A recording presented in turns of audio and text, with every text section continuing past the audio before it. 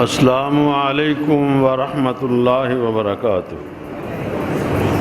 الحمد للہ نحمدہ ونستعینہ ونستغفرہ ونؤمن بہ ونتوکل علیہ ونعوذ باللہ من شرور انفسنا ومن سیئات اعمالنا من یہدہ اللہ فہو المہتد ومن یضلل اللہ فلا ہادی لہ ونشهد أن لا إله إلا الله وحده لا شريك له ونشهد أن محمدًا عبده ورسوله أما بعد فإن أحسن الحديث كتاب الله وخير الهدي هدي محمد صلى الله عليه وسلم وشر الأمور محدثاتها وكل محدثة بدعة وكل بدعة ضلالة وكل ضلالة في النار۔ رب اشرح لي صدري ويسر لي أمري واحلل عقدة من لساني يفقهوا قولي أما بعد أعوذ بالله من الشيطان الرجيم بسم الله الرحمن الرحيم۔ یا ایہا الذین آمنوا ادخلوا فی السلم کافۃ ولا تتبعوا خطوات الشیطان انہ لکم عدو مبین۔ اللہ ذوالجلال والاکرام کی حمد و ثنا اور حضرت محمد مصطفیٰ صلی اللہ علیہ وآلہ وسلم پر درود و سلام کے بعد اللہ کی بے شمار رحمتیں ہوں صحابہ کرام پر، تابعین، تبع تابعین، ائمہ کرام اور علماء امت پر۔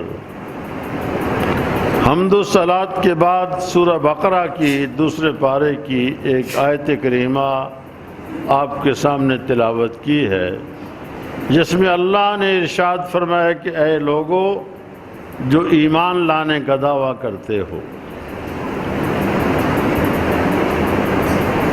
ادخلوا فی السلم کافہ، پورے اسلام میں داخل ہو جاؤ، ولا تتبعوا خطوات الشیطان، اور شیطان کے نقش قدم پہ نہ چلو، انہ لکم عدو مبین، یقیناً وہ تمہارا کھلا دشمن ہے۔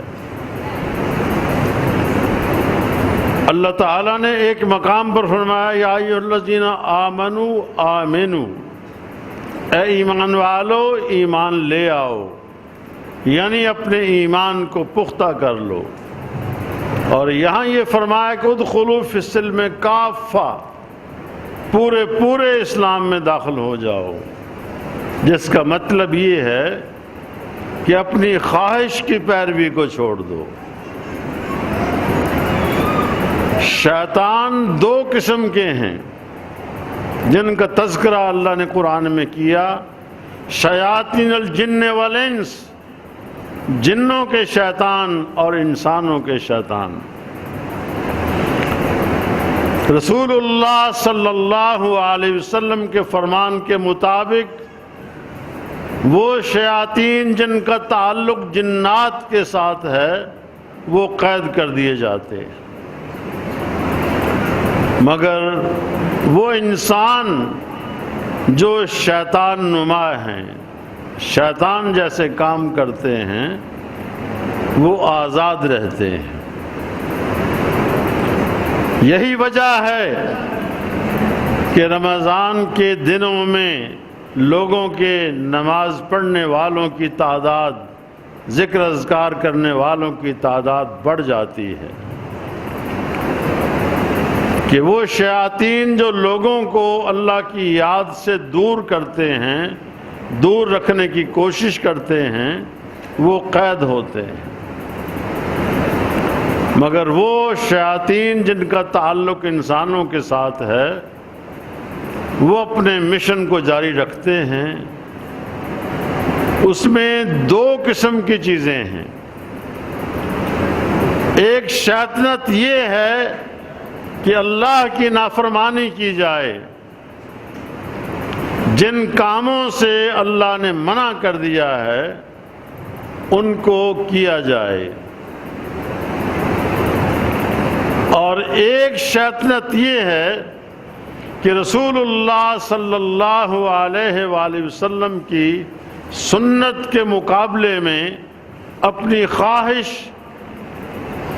یا رسم و رواج اس کی پیروی کی جائے۔ دونوں قسم کی باتیں، خواہ وہ اللہ کی نافرمانی ہو یا سنت نبوی کے مقابلے میں کسی اور بات کی پیروی کی جا رہی ہو، دونوں چیزیں ایمان کے لیے خطرناک ہیں۔ اس بنا پر اللہ نے کہہ دیا، اے ایمان والو ادخلوا فی السلم کافہ، اسلام میں پورے پورے داخل ہو جاؤ۔ اسلام کیا ہے؟ کہ ایک اللہ کی عبادت، رسول اللہ صلی اللہ علیہ وسلم کی اطاعت، آخرت پر ایمان، قیامت پر ایمان، تقدیر پر ایمان، یہ اسلام ہے۔ مگر ہماری اکثریت ایسے لوگوں کی ہے جو خواہشات کی پیروی کرتے ہیں، رسم و رواج کی پیروی کرتے ہیں، رسول اللہ صلی اللہ علیہ وسلم کی سنت کا لحاظ نہیں کرتے۔ رمضان اپنی رفتار کے ساتھ بڑی جلدی جلدی ہم سے رخصت ہو رہا ہے۔ آخری عشرہ آنے کو ہے۔ اس آخری عشرے میں کچھ ایسے کام ہیں جن کا تعلق اسی عشرے کے ساتھ ہے۔ ان میں سے ایک اعتکاف ہے، دوسرے لیلۃ القدر ہے، اور تیسرے صدقۃ الفطر ہے۔ آج کی گفتگو میں ان تینوں چیزوں کے متعلق عرض کروں گا، اور تمہیداً میں نے عرض کیا ہے کہ اللہ کے دین میں پورے پورے داخل ہو جاؤ، اپنی خواہش کی پیروی نہ کرو۔ اعتکاف ایسی عبادت ہے جس کے بارے میں رسول اللہ صلی اللہ علیہ وسلم نے ارشاد فرمایا کہ ایک حج اور ایک عمرے کے برابر ثواب ملتا ہے۔ اعتکاف کی حالت میں انسان اپنے مالک کے ساتھ، اپنے رب کے ساتھ، اپنے خالق کے ساتھ اپنے کمزور رشتے کو مضبوط کرنے کی کوشش کرتا ہے۔ مگر اعتکاف میں بھی ہم نے ایسی آسانیاں پیدا کر لی ہیں جن کی شریعت اجازت نہیں دیتی۔ اعتکاف کی حالت میں کسی کی بیمار پرسی کے لیے جانے کی اجازت نہیں ہے۔ کوئی جنازہ ہو، اس جنازے میں شرکت کے لیے جانے کی اجازت نہیں ہے۔ بغیر کسی ضروری حاجت کے مسجد سے باہر جانے کی اجازت نہیں ہے۔ اعتکاف کا وقت متعین ہے۔ اس میں بھی ہم نے اپنی خواہش کی پیروی کی۔ رسول اللہ صلی اللہ علیہ وسلم 20 رمضان کی رات کو یعنی 21ویں رات کو مسجد میں تشریف لے آتے، رات مسجد میں گزارتے اور فجر کی نماز پڑھنے کے بعد اپنے اعتکاف کی جگہ میں تشریف لے جاتے تھے۔ مگر ہماری حالت کیا ہے کہ 20ویں روزے کی عصر سے ہی خیمہ لگا کر اس میں بیٹھ جاتے ہیں۔ یہ سنت کے خلاف ہے۔ خیمہ ضرور بنائیں لیکن وہاں جا کر تنہائی میں بیٹھنے کی ضرورت نہیں ہے۔ اسی طرح اعتکاف نہ تو قید ہے اور نہ ہی اتنی آزادی ہے کہ اکٹھے بیٹھ کر گپیں مارتے رہیں، روزہ نبھانے کے لیے گفتگو کرتے رہیں، سیاست کی باتیں ہوتی رہیں۔ اعتکاف کی حالت میں دنیا کے کاموں سے کٹ کر اللہ کے دربار میں بیٹھنا ہے۔ مرد بھی اعتکاف کر سکتے ہیں، جامع مسجد میں اعتکاف ہوگا۔ جامع مسجد سے مراد وہ ہے جس میں جمعہ کی نماز ہوتی ہو۔ جو 5 نمازوں کے لیے مسجد بنائی گئی ہے اس میں اعتکاف نہیں ہوگا، اس لیے کہ اسے جمعہ پڑھنے کے لیے پھر اپنی جگہ کو چھوڑ کر کسی اور مسجد میں جانا پڑے گا، اس لیے جامع مسجد کا انتخاب کیا جاتا ہے۔ عورتیں بھی مسجد میں اعتکاف بیٹھیں گی۔ گھر میں اعتکاف کا عورتوں کے لیے کوئی تصور اسلام میں نہیں ہے۔ اگر ہوتا تو امہات المؤمنین جن کے گھر مسجد کی بالکل پاس تھے اپنے گھروں میں اعتکاف بیٹھ جاتی، بلکہ ان کے لیے بھی خیمے مسجد میں لگائے جاتے تھے۔ پردے کا اہتمام ہو، مردوں اور عورتوں کا اختلاط نہ ہو تو اس مسجد میں عورتیں اعتکاف کر سکتی ہیں۔ گھر میں عورت کا کوئی اعتکاف نہیں ہے۔ گھر میں کسی کمرے میں الگ بیٹھ جانا اس کی اجازت نہیں ہے۔ اعتکاف اگر کسی وجہ سے ٹوٹ جائے، بیمار پڑ جائے انسان، یا کسی خاتون کے ایام شروع ہو جائیں، یا کسی عزیز کی وفات پر وہاں جانا پڑ جائے تو اعتکاف چھوڑا جا سکتا ہے، لیکن اس کی قضا اگلے سال رمضان میں پھر دینا ہوگی۔ اعتکاف کی حالت میں گفتگو کرنے سے بلا مقصد گریز کرنا چاہیے۔ تبلیغی پروگراموں کے لیے مسجد سے باہر نہیں جایا جا سکتا، نہ سننے کے لیے نہ سنانے کے لیے۔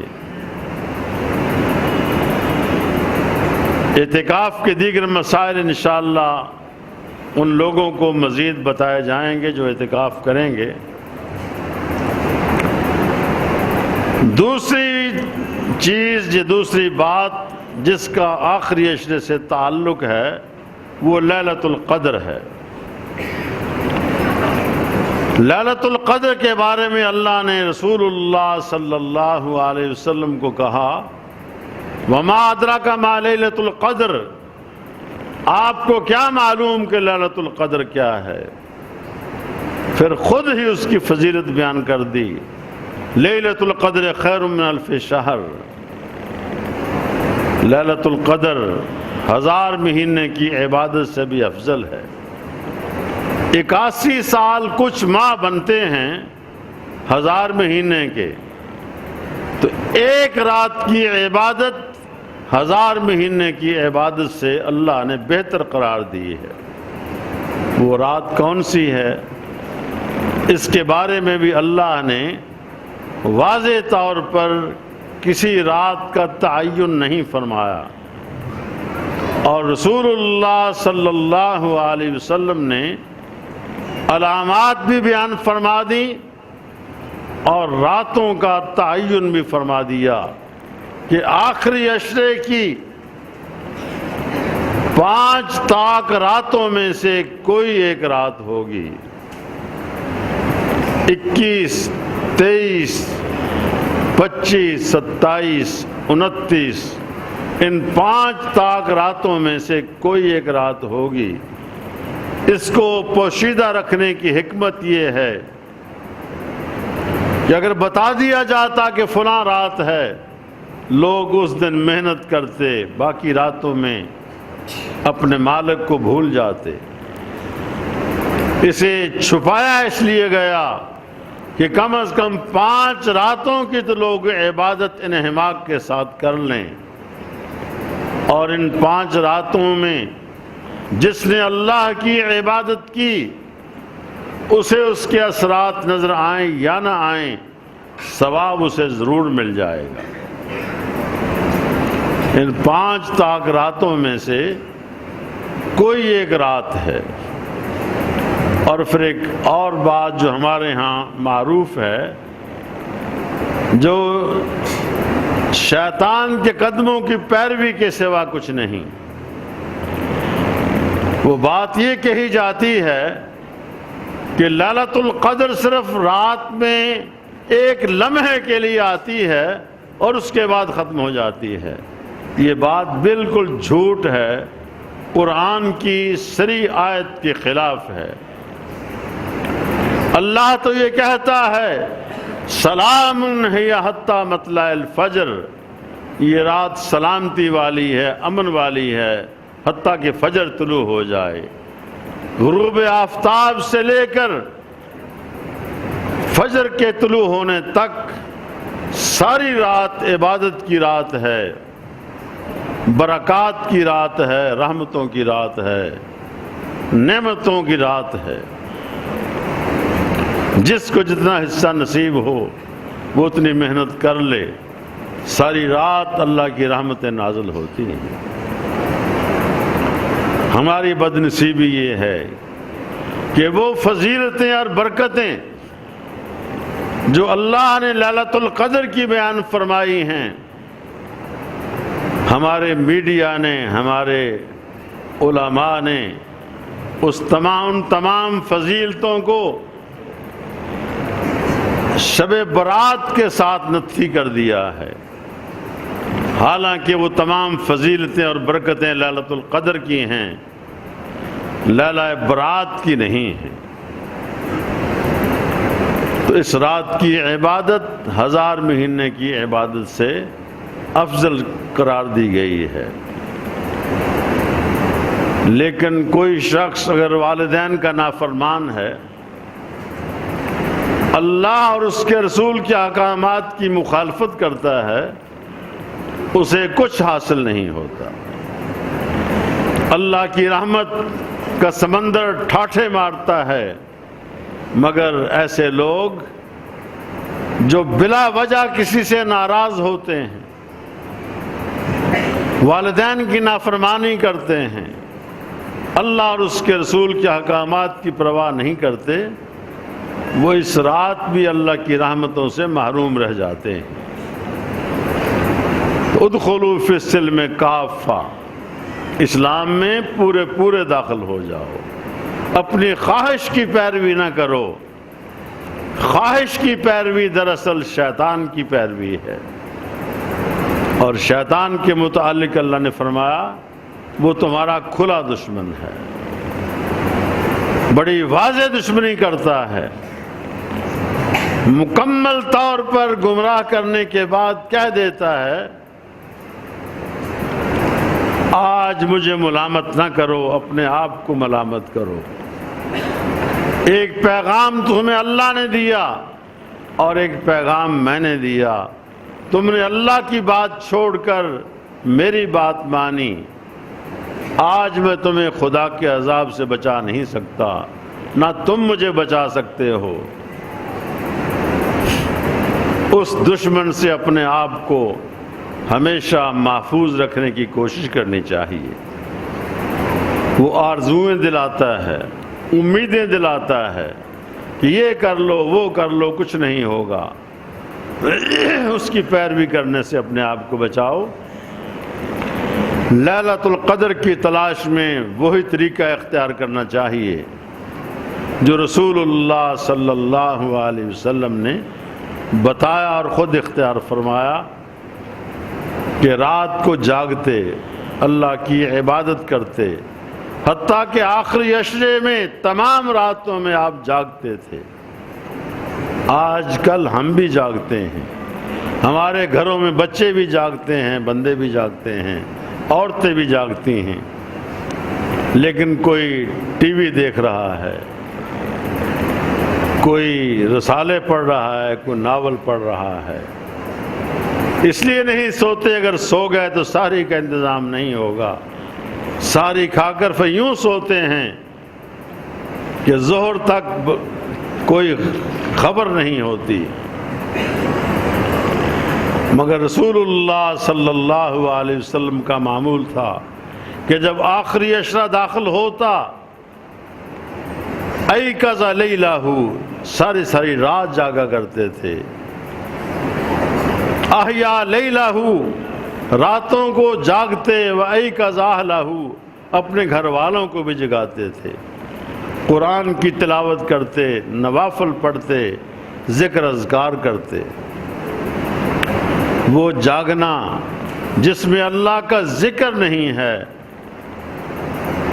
وہ کچھ فائدہ نہیں دے سکتا، لہذا اگر جاگتے ہیں تو اللہ کی عبادت کریں۔ رسول اللہ صلی اللہ علیہ وسلم کا معمول تھا کہ رات آخری عشرے کی راتوں کو خود بھی جاگتے، گھر والوں کو بھی جگاتے، ذکر اذکار کرتے تھے۔ لیلۃ القدر کی تلاش میں سرگرداں رہنے والے اللہ کی عبادت کرتے رہیں، قرآن کی تلاوت کرتے رہیں، دعائیں کرتے رہیں، کوئی چیز نظر آئے یا نہ آئے ثواب یقیناً ملے گا۔ رسول اللہ صلی اللہ علیہ وسلم نے اس رات کی کچھ علامات بیان فرمائی ہیں کہ یہ رات نسبتاً ٹھنڈی ہوگی، اس رات کو کتوں کے بھونکنے کی آواز نہیں آئے گی، بارش بھی ہو سکتی ہے۔ اس کے علاوہ اور کوئی علامت آپ نے بیان نہیں فرمائی۔ جو لوگ بیان کرتے ہیں کہ ایک وقت آتا ہے ہر چیز سجدے میں چلی جاتی ہے، یہ صرف خود ساختہ باتیں ہیں، قرآن و سنت سے ان کا دور کا بھی تعلق نہیں ہے۔ اور تیسرا کام آخری عشرے کا صدقۃ الفطر ہے، اس بارے میں بھی ہم افراط اور تفریط کا شکار ہیں۔ اصل بات تو یہ ہے کہ وہ جنس جو ہماری خوراک کا حصہ ہو اس کا صدقۃ الفطر دیا جائے۔ 2 کلو 500 گرام یعنی 2.5 کلو وزن موجودہ وزن کے لحاظ سے ایک فرد کی طرف سے صدقۃ الفطر دیا جائے گا۔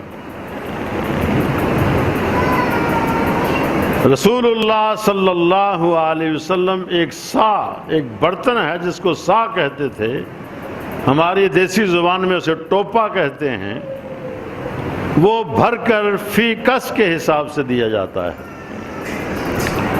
اس سے قبل کہ میں اس کی وضاحت کروں، یہ بتانا ضروری سمجھتا ہوں کہ صدقۃ الفطر گھر کے تمام افراد کی طرف سے دیا جاتا ہے، بالغ ہوں نابالغ ہوں، مرد ہوں عورتیں ہوں، بچے ہوں بوڑھے ہوں، حتیٰ کہ گھر میں آئے ہوئے مہمان جو عید آپ کے پاس بسر کریں گے ان کی طرف سے بھی صدقۃ الفطر دینا چاہیے۔ اور رسول اللہ صلی اللہ علیہ وسلم نے فرمایا طہرۃ للصیام و طعمۃ للمساکین، صدقۃ الفطر روزے کی حالت میں ہونے والی غلطیوں کا کفارہ ادا ہو جاتا ہے اور مسکینوں کے کھانے کا اہتمام ہو جاتا ہے۔ دوہرا فائدہ صدقۃ الفطر دینے کا، اپنے گناہ معاف ہوئے، غریبوں کے کھانے کا اہتمام ہوا۔ اس لیے آپ نے فرمایا کہ عید کی نماز سے پہلے پہلے اس کو ادا کر دینا چاہیے۔ ہمیں نقدی دینے میں ذرا سہولت ہوتی ہے، لہٰذا اس جنس کی قیمت ہم دیتے ہیں۔ علماء نے اجازت دی ہے کہ جو جنس آپ کھاتے ہیں اس کی قیمت ادا کر دیں، صدقۃ الفطر ادا ہو جائے گا، لیکن افضل یہ ہے کہ وہ جنس دی جائے۔ گندم کھانے والے گندم دیں، آٹا کھانے والے آٹا دیں، چاول کھانے والے چاول دیں۔ جس کی غذا میں گندم اور چاول مکس شامل ہیں وہ دونوں ملا کر دے دیں۔ اگر اس کا حساب لگایا جائے ہمارے آج کل کے گندم کے ریٹ اور آٹے کے ریٹ کے مطابق 100 روپیہ فی کس بنتا ہے ان لوگوں کے لیے جو صرف روٹی کھاتے ہیں، کبھی کبھار چاول کھا لیں تو کوئی حرج کی بات نہیں، بالعموم روٹی کھاتے ہیں وہ 100 روپیہ فی کس کے حساب سے ادا کریں۔ جن کی غذا میں چاول زیادہ ہیں وہ 2 روپے کے حساب سے ادا کریں، 200 روپے کے حساب سے ادا کریں، یعنی 100 روپیہ گندم کھانے والا، 200 روپیہ گندم اور چاول کھانے والا، اس حساب سے ادا کرے۔ پھر بھی میں یہ عرض کروں گا افضل یہ ہے کہ جنس کی شکل میں صدقۃ الفطر دیا جائے۔ جو خود صدقۃ الفطر دینے کی استطاعت نہیں رکھتا اس کے پاس جو صدقے کا مال آتا ہے، فطرانے کا مال آتا ہے، اس میں سے وہ کسی کو دے دے، اور عید کی نماز سے پہلے پہلے ادا کرنا لازم ہے۔ یہ وہ مسائل ہیں جن کے بارے میں ہم افراط اور تفریط کا شکار ہیں، اعتکاف میں بھی، صدقۃ الفطر میں بھی، اور لیلۃ القدر کی تلاش میں بھی۔ وہ مسنون اعمال اور مسنون وظیفے ان کو چھوڑ کر خود ساختہ وظائف کی تلاوت کی جاتی ہے۔ قرآن سے بڑھ کر کیا وظیفہ ہو سکتا ہے؟ قرآن کی تلاوت کریں، خود ساختہ وظائف کو چھوڑ کر قرآن کی تلاوت کریں۔ اللہ تعالیٰ سے دعا ہے کہ وہ ہمیں یہ تمام امور سنت کے مطابق ادا کرنے کی توفیق عطا فرمائے، آمین۔ وآخر دعوانا ان الحمد للہ رب العالمین۔